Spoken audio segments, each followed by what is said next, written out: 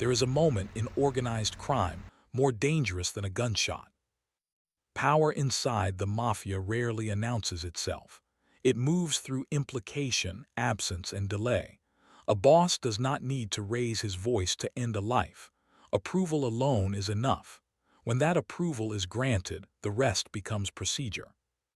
In the early 1980s, Paul Castellano ruled the Gambino crime family from a distance. He lived in a mansion on Staten Island, conducted business in formal settings, and believed that discipline, not popularity, sustained authority. Castellano did not cultivate loyalty through presence. He enforced obedience through structure. To him, the mafia was an organization to be managed, not a community to be felt. John Gotti represented everything Castellano distrusted. Operating out of the Bergen Hunt and Fish Club in Ozone Park, Gotti was visible, charismatic, and deeply connected to the street crews that formed the backbone of the family. He spoke freely, dressed sharply, and allowed himself to be known. Men respected him because they saw him. Castellano viewed that respect as instability disguised as loyalty.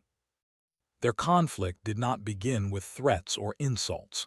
It began with incompatibility. Castellano believed a captain should disappear into the structure. Gotti believed leadership required presence.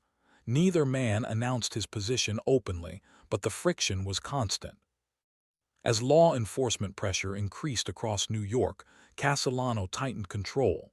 He demanded silence, reduced contact, and centralized decision-making. Gotti did not fully adapt. He continued operating as he always had. Each arrest, each headline, each appearance reinforced Castellano's belief that Gotti was becoming a liability. Castellano had little patience for liabilities. The turning point came with Roy DeMio's crew. DeMio had once been profitable, but his operation became reckless. Bodies accumulated. Attention followed. Castellano decided the crew was unsalvageable. DeMio was killed in 1983, and his associates were systematically eliminated. To many captains, this was discipline. To Gotti, it was a message. Entire crews could be erased without negotiation. Loyalty did not guarantee survival. Usefulness did.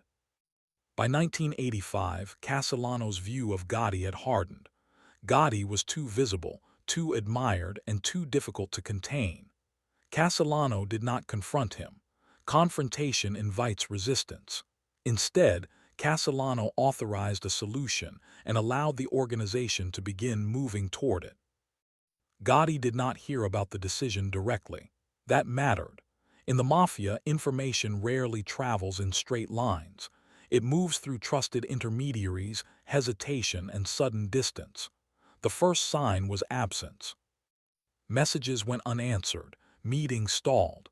Men who once lingered around Gotti kept space. No one said why. They didn't need to. Gotti understood the language. Then came the warning. It was not explicit. It could not be. Explicit warnings create evidence and end careers. Instead, it arrived indirectly, through someone risking their own safety by passing it along. The message was simple in meaning, even if it was never spoken aloud. The boss had approved it. Gotti did not react publicly. Panic would have confirmed vulnerability. Anger would have accelerated the timeline. Instead, he absorbed the information and adjusted his posture. He was no longer a captain navigating politics. He was a man calculating survival. That distinction mattered. Gotti did not confront Castellano. Doing so would have forced escalation. Instead, he studied the structure that surrounded him, who benefited from Castellano's leadership, who resented it, who feared becoming the next DeMio. He understood something Castellano did not. Authority inside the Mafia depends not just on structure but on consent. Castellano commanded obedience, but he did not inspire alignment. Gotti did not demand loyalty. He attracted it. Quietly, carefully, Gotti began speaking to other captains. Not to plan, not to recruit, just to listen. He asked questions framed as concern, never as challenge. Was the family stronger now? Was the distance healthy? What happened to men who became inconvenient? Some captains changed the subject. Others answered cautiously. Gotti remembered who paused before speaking. Those pauses told him everything. Castellano believed time favored him. The approval had been given. Execution was a matter of logistics. There was no urgency. Gotti's visibility would eventually force a mistake. Castellano assumed the structure would hold until the problem was removed. He did not realize the approval itself had already altered the structure. As weeks passed, alignment shifted quietly. Captains did not openly oppose Castellano. They didn't need to. They simply began adjusting expectations. Gotti became a reference point without claiming authority. Men watched how he reacted before committing to decisions. This was not rebellion, it was anticipation. Gotti maintained discipline within his own crew. No sudden movements, no increased activity, nothing that would draw attention. He assumed the FBI was always listening. That assumption kept him precise. What Castellano saw as delay, Gotti saw as opportunity. Each day the hit did not happen allowed alignment to harden. By late 1985, Gotti no longer wondered whether Castellano intended to kill him. That question had been answered. The only question left was whether Castellano understood what his approval had set in motion. The most dangerous moment had already passed. Because once a man learns his death has been approved, loyalty ends. And calculation begins. Knowledge reshapes behavior long before it produces action. Once John Gotti understood that his death had been authorized, he stopped moving through the Gambino family as a participant and began moving through it as an observer. The difference was subtle but decisive. He was no longer gauging opportunity. He was measuring inevitability. The most dangerous mistake Gotti could make now was to appear ambitious. Ambition invites scrutiny. Instead, he chose consistency. He kept the same routines, the same tone, the same presence at the Burgeon Hunt and Fish Club. To anyone watching, he looked unchanged. Beneath that surface, everything had shifted. Gotti knew Castellano's greatest weakness was not arrogance, but distance. Castellano ran the family like a corporation, believing that separation preserved authority. He did not spend time in social clubs. He did not circulate among captains. He governed through intermediaries and expected loyalty to flow downward automatically. That model worked in stable conditions. It failed under pressure. Federal investigations had tightened across New York. Surveillance expanded. Informants emerged. Castellano responded by pulling power inward. Decisions centralized. Access narrowed. Captains complied, but compliance is not alignment. Gotti understood the difference. He did not attempt to rally opposition. That would have exposed him instantly. Instead, he allowed resentment to surface on its own. Castellano's management style did the work for him. Each delayed response, each canceled meeting, each reminder of hierarchy widened the gap. Gotti's conversations were quiet and fragmented. He never spoke to more than one captain at a time. He avoided patterns. No shared confidence. No group discussions. Each exchange stood alone, untraceable. If one man talked, the structure remained intact. He framed his questions carefully, never accusatory, never conspiratorial. He spoke as a concerned captain, not a challenger. Was the family adapting well to pressure? Did distance strengthen leadership? What happened when usefulness replaced loyalty? The answers mattered less than the reactions. Some captains deflected. Others paused before responding. That pause told Gotti who was thinking beyond obedience. Castellano, meanwhile, mistook silence for compliance. He believed the approval he had given insulated him from challenge. In his mind, once Gotti was removed, stability would return. He did not consider that the approval itself had destabilized the system by revealing how expendable captains had become. The memory of Roy DeMio's crew lingered. Castellano's decision to eliminate them had restored order, but it had also created fear without reassurance. Fear controls behavior, but it erodes trust. Gotti allowed others to connect that lesson themselves. As alignment shifted, Gotti remained restrained. He did not signal leadership. He waited for it to be assigned by absence. This patience separated him from men who mistake momentum for control. He understood that premature action would fracture support before it solidified. Castellano delayed the hit longer than necessary. He wanted it done cleanly, without internal disruption. He underestimated how delay benefits the target more than the initiator. Each passing week allowed Gotti's quiet positioning to deepen. By late 1985, Castellano's authority was intact on paper but thinning in practice. Captains did not challenge him openly. They simply stopped centering their expectations around him. That shift was invisible to anyone looking for rebellion. It was obvious to anyone watching behavior. Gotti noticed that men began seeking his reactions before finalizing decisions. They listened more closely when he spoke. This was not obedience. It was calibration. Authority was drifting without announcement. Gotti never asked for loyalty. Asking would have exposed intent. Loyalty offered is fragile. Loyalty transferred through perception is durable. Castellano's distance had created a vacuum. Gotti occupied it by being present without demanding recognition. As December approached, Castellano finalized plans to attend a meeting at Sparks Steakhouse. The choice reflected confidence. He believed public normalcy reinforced control. To Castellano, appearing unafraid was proof of authority. To Gotti, it signaled vulnerability. Gotti did not rush. He waited until alignment felt inevitable rather than hopeful. This was not about ambition. It was about survival structured to look like continuity. If Castellano's removal stabilized the family, it would be accepted. If it fractured it, Gotti would not survive long enough to lead.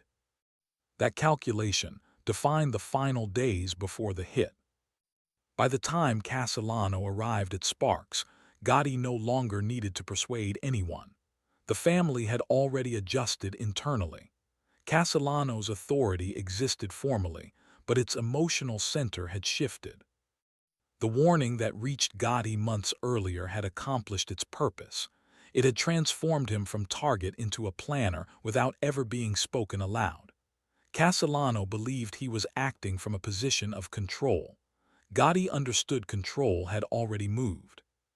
The hit itself would not create power. It would confirm where power had already settled. The night Paul Castellano was killed did not feel like a turning point while it was happening.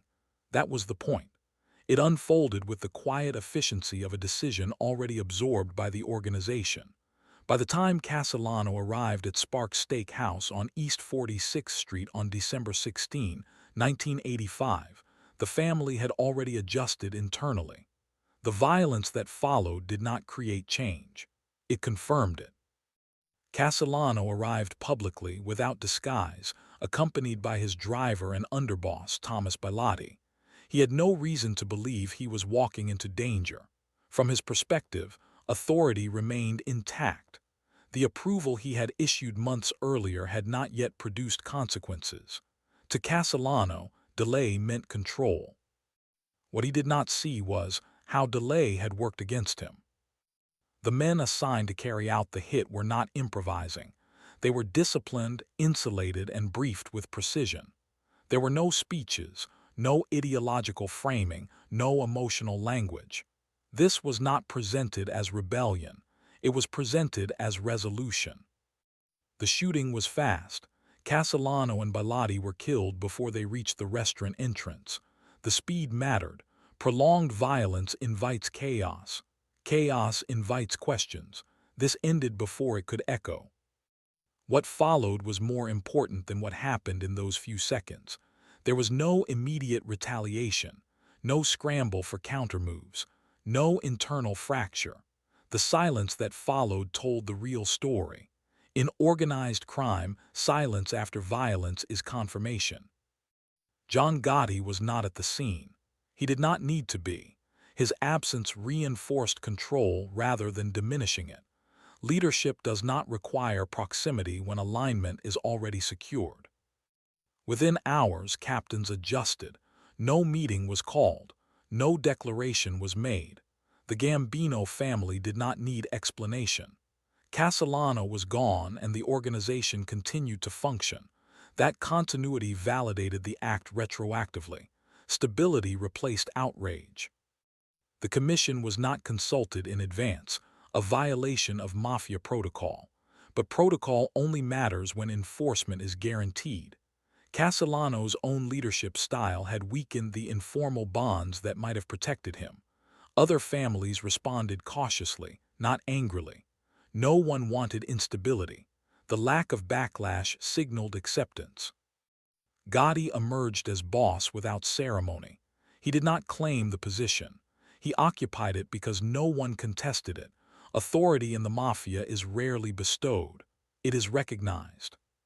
For law enforcement, the event confirmed what they already suspected but could not yet prove.